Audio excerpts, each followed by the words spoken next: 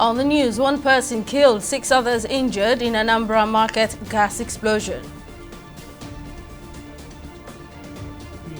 Defense chief blames Nigeria's porous borders for jihadists' invasion. And Tinubu receives Oyo monarch, 6 more collaboration with traditional leaders. Many thanks for joining us on News Now on TV 360 Nigeria. I am Simsala Antikun. One person has been confirmed dead and 6 others injured in a gas explosion at a plumbing market along Uga Street near Onitsha Bridge Head Market in Anambra State, southeast Nigeria. The spokesperson for the police command in Anambra, Tochukwu Ikenga, who confirmed the development in a statement on Saturday, explained that the explosion happened at a plumbing market along Uga Street on Friday. According to him, preliminary information revealed that the explosion happened while a welder was working on metal with carbide. He noted that the police operatives have taken steps to secure the area and prevent criminal-minded persons from taking advantage of the situation to commit crimes. As Nigeria grapples with long-running insurgency in the northeast, security sources in the country have confirmed that at least 23 farmers and fishermen have been killed and others abducted by suspected Islamist militants this week in Borno State. The report was released by counter-insurgency publication focused on the Lake Chad region, Zagazola Makama, while after suspected Islamic State West Africa province ISWAP fighters attacked a remote village near Baga in Kukawa local government area, despite an earlier arrangement of mutual cooperation with another Boko Haram faction. According to a local vigilante source, the insurgents stormed Malam Karanti around 9 a.m., assembled the farmers and fishermen and executed 23 of them on suspicion of cooperating with rival Boko Haram fighters. The state governor, Babagana Zulum, has acknowledged that Boko Haram had renewed attacks and kidnappings in the state, reversing previous gains by security forces. Meanwhile, Nigeria's Chief of Defense Staff General Christopher Musa has warned that jihadist factions expelled from the Central Sahel were slipping across Nigeria's vast borders and stoking fresh violence in the north and middle belt. The army chief revealed this to newsmen after a meeting with President Bola Tinubu, where he pledged tighter border security, fresh air assets, and closer coordination with states to neutralize the threats.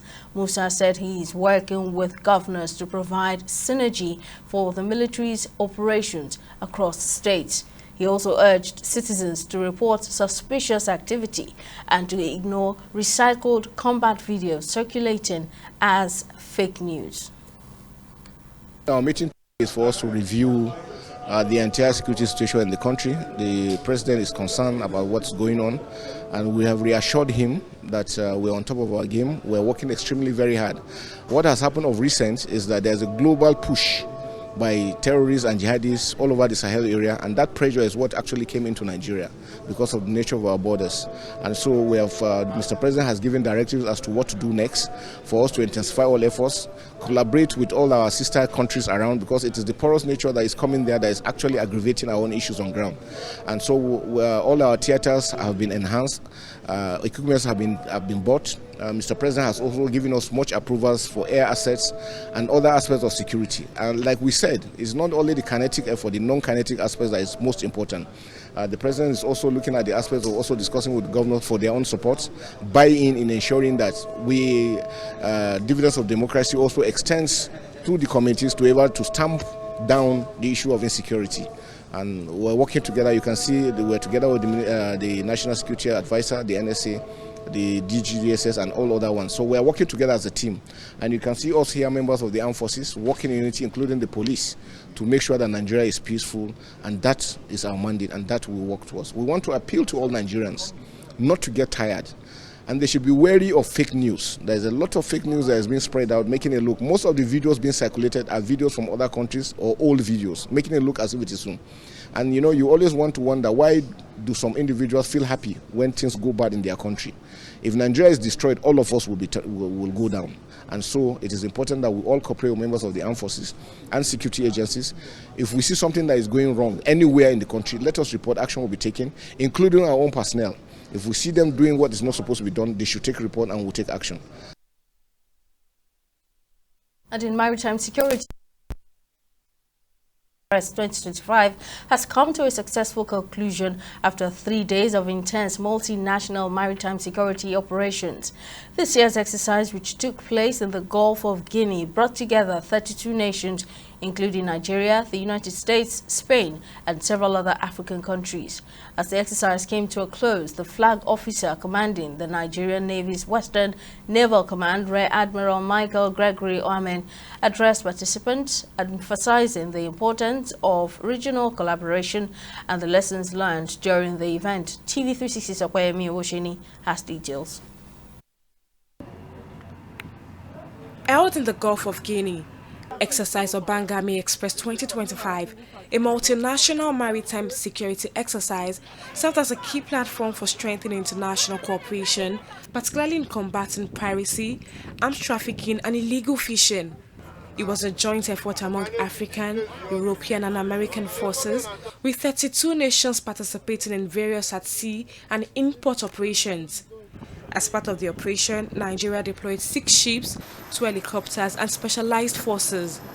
Speaking at a debrief held at the Nigerian Navy ship Beecroft in Lagos, Rear Admiral Mohammed reflected on the importance of regional cooperation and acknowledged the seamless coordination between participating navies and agencies.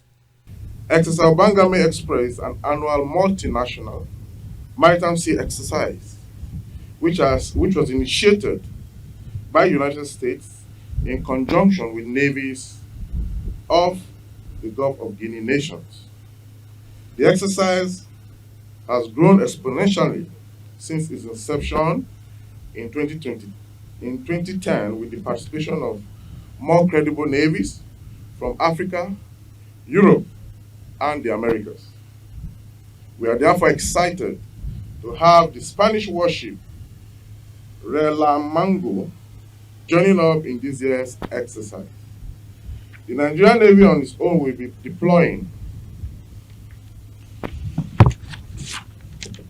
6 warships, 2 helicopters, and some maritime domain awareness capability assets, as well as elements of the Nigerian Navy Special Boat Services, also known as the SDS. He also explained the focus of the 2025 operations in tackling pressing maritime security threats. And for this year, we are focusing on small arms and light weapon smuggling. We're doing everything possible to ensure that the Gulf of Guinea, which is very known for those kind of illicit activity, is well policed through this kind of military engagement, and ensure that the bad boys don't have access, to start bringing in illegal weapons. So every year we have different focus. So for this year, it is the focus of Obangame Express for 2025. The debrief also featured remarks from the officer in Tactical Command who reviewed the operations. So far, we conducted several exercises. First of all is interrogation of the foreign or unknown vessel, followed by boarding of the vessel to search and even arrest suspected items, which we are expected small arms and narcotics. This was done where we send our investigators on board and they confirm suspected items. Then the vessel accordingly and the people involved were arrested. What Obangame Express does for the Nigerian Navy is that it supports our collaborative efforts in the region towards ensuring that the entire Gulf of Guinea is safe. As you're all aware, maritime security involves collaboration because the waters do not have walls or borders. So Obangame Express provides the opportunity to improve synergy between the Nigerian Navy and other navies and coast guards within our region. so that we work together, we understand what to do, and we can collaborate, share intelligence towards a safer Gulf of Guinea. As Exercise Obangame Express 2025 concludes, the success of this year's exercise sets a strong precedent for future maritime security operations in the Gulf of Guinea.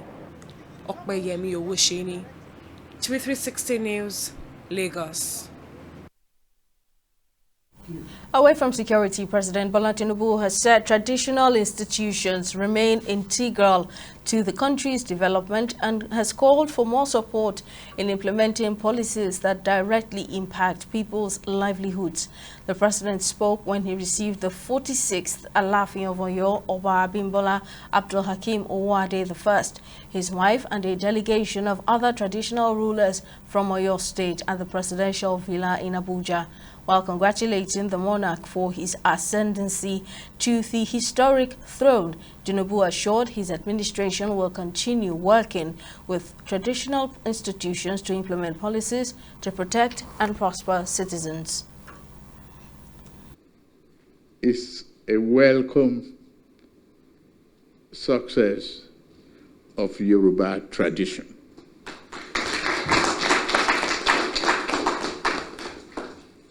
Your ascendance to the throne of your forefathers is historic. It's the will of God and the hands of people. And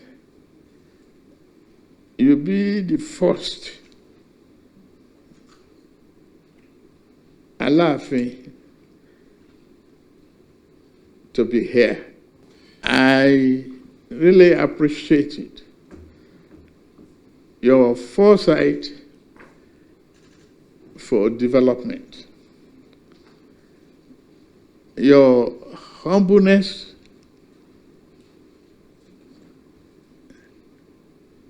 and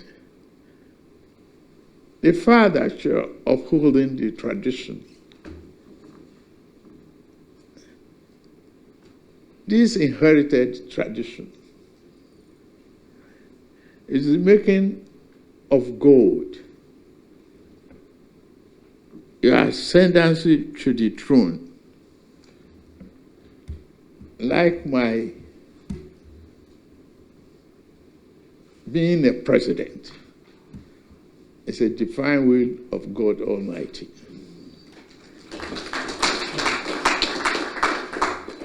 I know the hurdles and the process and the anxiety that enveloped all of us during the process of nomination of the person to succeed the late Oba Lamid Ajeri.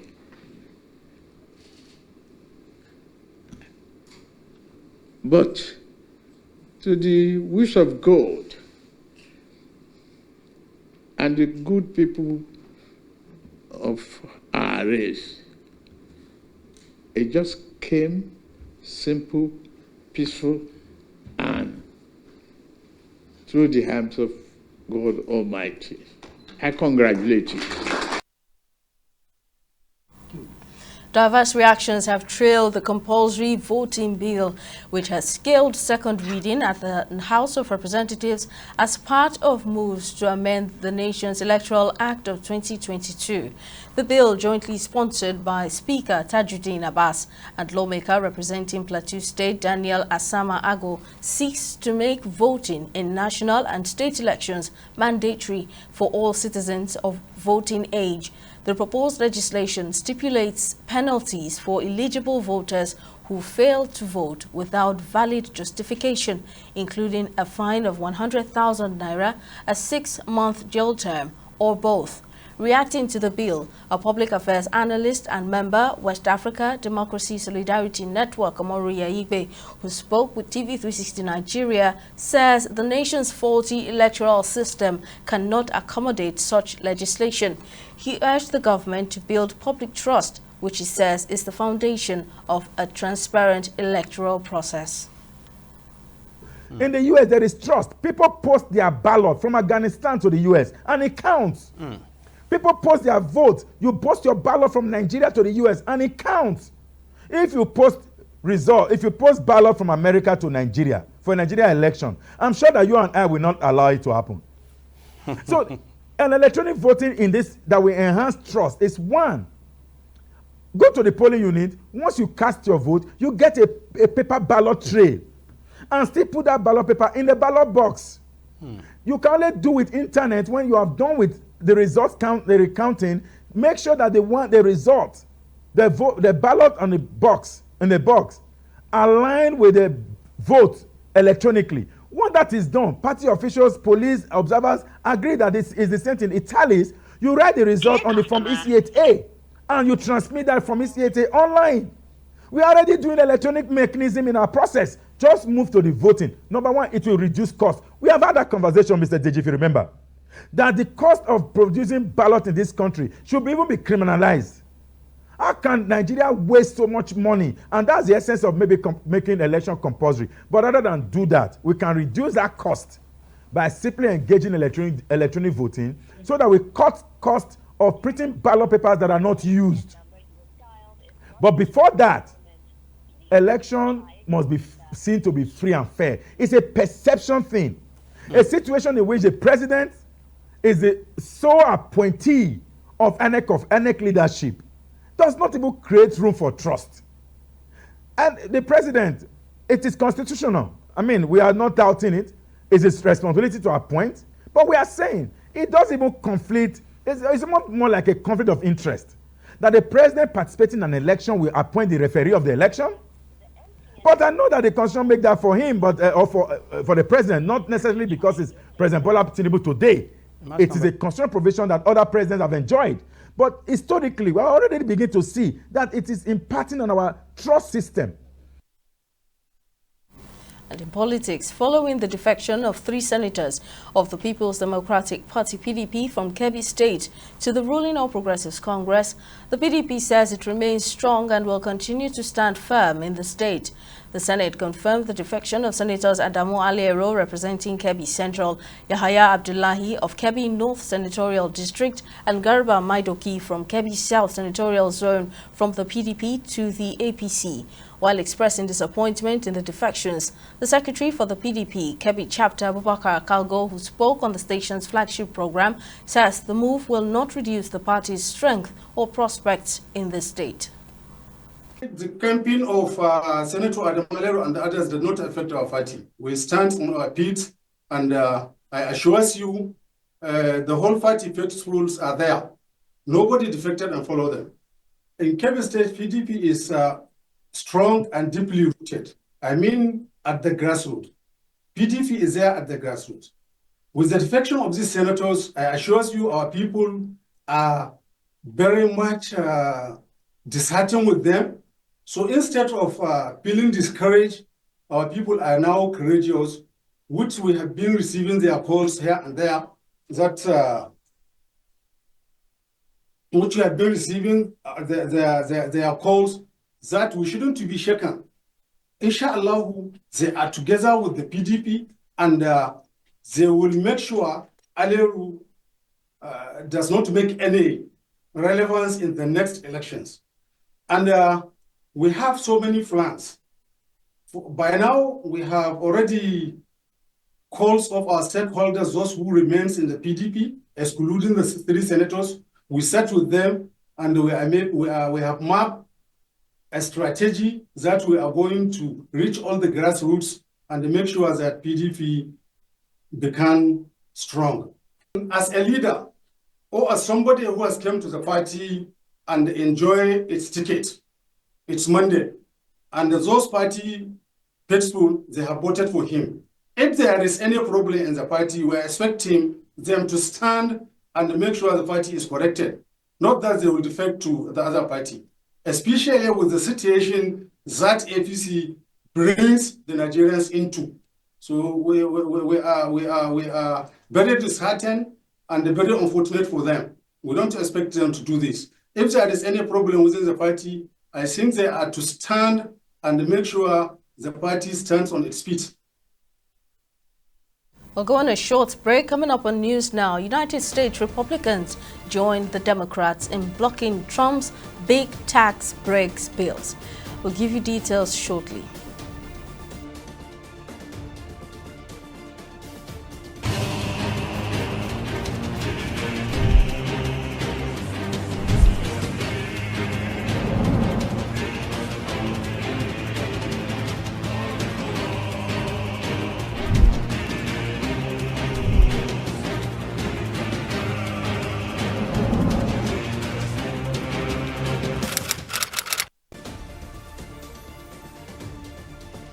Welcome back. Let's take you through our major stories. One person has been confirmed dead and 6 others injured in a gas explosion at a plumbing market along Uga Street near Onitsha Bridge Head Market in Anambra State, southeast Nigeria. We also told you that Nigeria's Chief of Defense Staff, General Christopher Musa, has warned that jihadist factions expelled from the Central Sahel are sleeping across Nigeria's vast borders and stoking fresh violence in the North and Middle Belt. In case you missed any of our news bulletins, or for more updates, you can catch us on Limex World TV and AVO TV, or log on to our website on www.tv360nigeria.com. You can also follow us on our social media platforms on Twitter, Instagram, and YouTube at TV360 Nigeria, or download our mobile app on Google Play Store, Huawei App Gallery, and Apple Store. On Facebook, we're at TV360 Online. In the last 3 years, we have built a multi-purpose center, which is the envy of all in our constituency.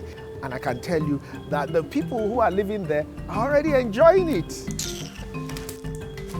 Guy, do you think what this man just said is true? See, I seriously doubt. I'm sure it's one of those their silly lies. Wait, do you know there's a way to find out if these things he's saying is true or not?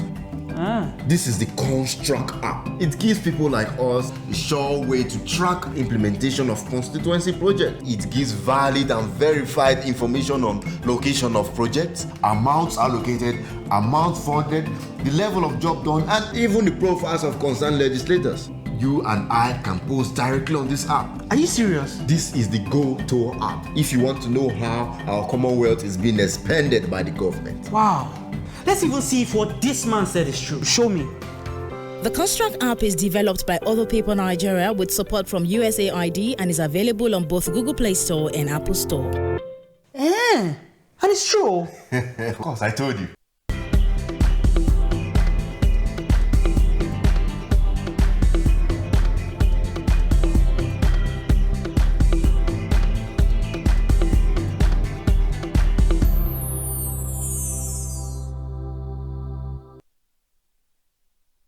On business, the Nigerian government has announced the launch of a new online citizenship and business management platform designed to simplify business permit applications, help foreign companies hire skilled workers, and streamline Nigerian citizenship applications.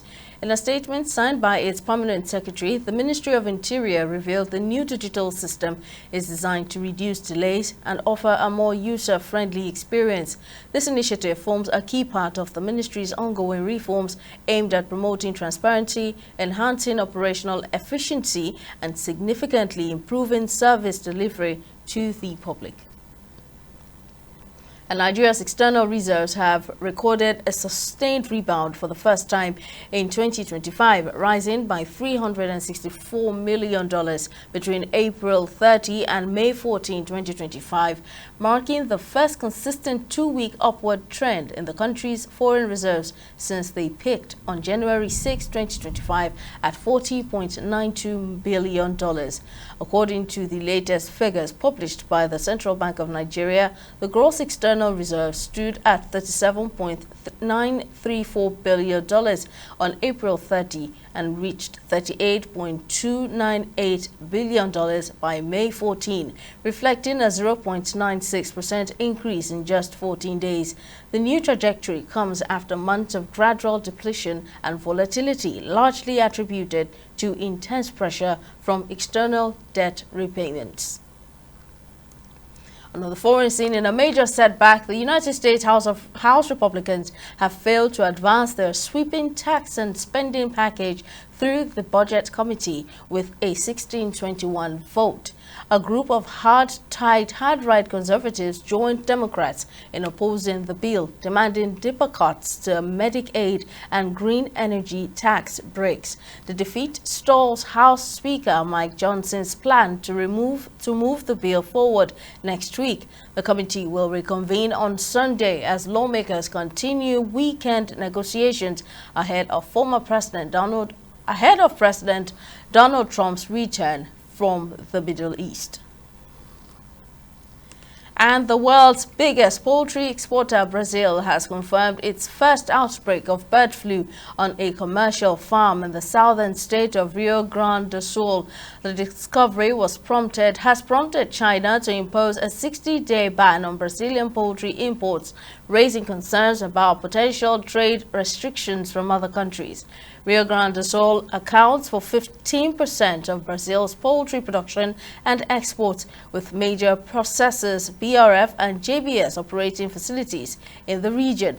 Authorities have sealed off the outbreak area in Montenegro, called infected birds, and launched a 10-kilometer radius probe to contain the spread.